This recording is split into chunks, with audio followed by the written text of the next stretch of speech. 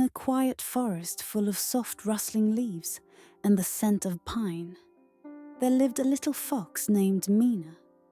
She had bright eyes and a curious mind. Every night, before sleep, Mina would gather her little siblings around and tell them stories passed down from her grandmother. But one evening, something strange happened. The old story clock in their den, the one that always ticked gently during her tales, suddenly stopped. Tick, tick. Silence. Mina, whispering, "Something's wrong. Time has stopped." Just then, a rustle came from behind a nearby tree. A fluffy grey squirrel stepped out, wearing a small satchel and round glasses. His name was Topik, the forest's timekeeper. Topik. "Indeed, little fox. Time has been lost, and if we don't find it soon, stories will fade, dreams will disappear, and the forest will fall asleep forever." Mina, determined. "Then we'll find it. I'll help you." Topik. "It won't be easy. Time hides in places where stories are afraid to go. But with a brave voice, we might just find it." And so, under the silver glow of the moon, Mina and Topik began their journey to find lost time.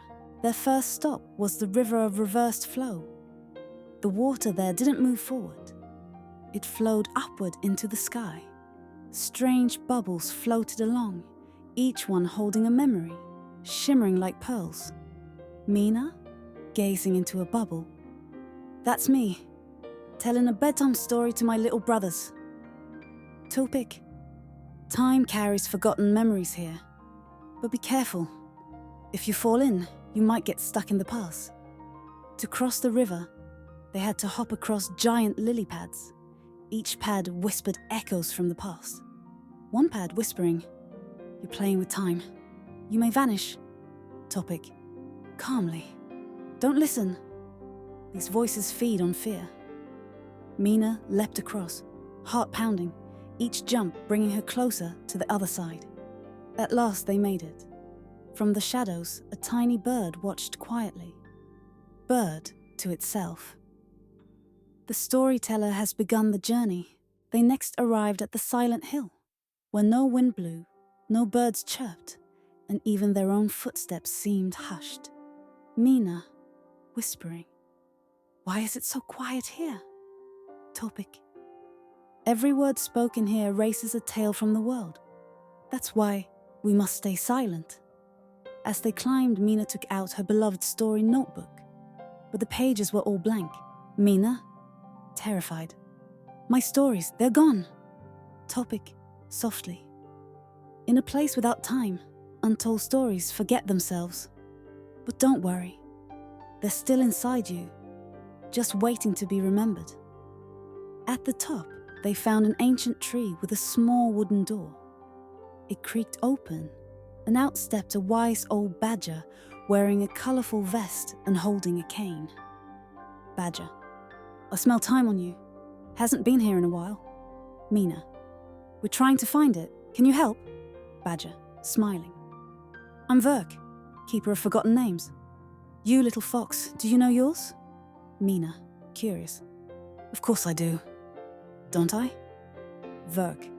"You are Mina, heart of the tales. Your voice will awaken what has long slept." Verk gave them a scroll that read, "A story untold falls into time's shadow." Topik.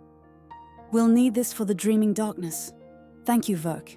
They reached a valley once touched by rainbows. But now all colour had vanished. Flowers, trees, even the sky was dull grey.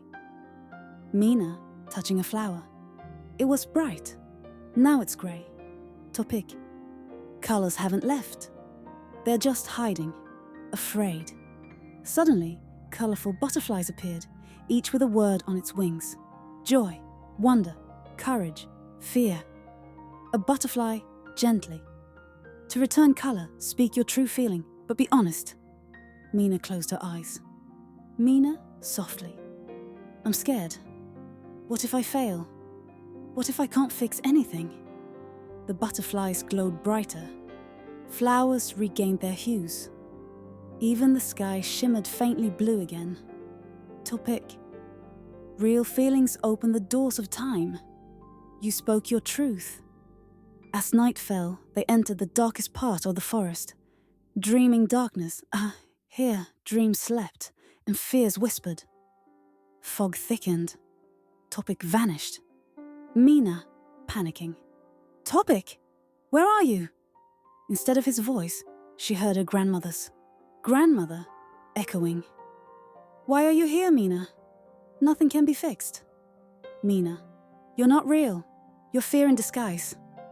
Grandmother, when stories go silent, what remains? Mina remembered her siblings' laughter, her grandmother's lullabies. Mina, firmly, I am not afraid of fear anymore. The fog lifted. Topik stood nearby, smiling. Topik, you did it. Dreaming darkness shows your deepest fear. You faced it. Finally, they reached a crooked old tower. It loomed at the edge of the forest. The great clock of time inside was still frozen. The heavy doors creaked open. Inside, silence, dust, broken gears. And at the center, a glowing book on a pedestal. The book's cover read, "Time waits for the last story to be told." Mina stepped forward. The pages were blank. Topik looked at her gently. Topik, you must tell your story now. Time is listening. Mina closed her eyes and began. She told of her journey, her fear, her courage, the fading colors, the fog, and her dreams. With each word, the tower glowed. Gears turned. The clock ticked again. Mina. And so, a little fox found her voice, and time returned. As they stepped outside, sunlight greeted them. The forest was alive. Birds chirped. Leaves shimmered.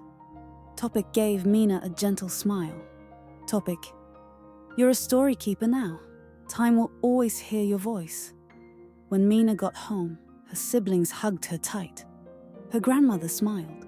Grandmother, did you find your tail, Mina? Mina, smiling. No, my tail found me. That night she told a new story. But this time, it wasn't just a bedtime tale. It was a song of time, wrapped in truth and wonder. And every night, as children drifted to sleep, they'd hear her voice in the wind. Stories never sleep, and neither does time.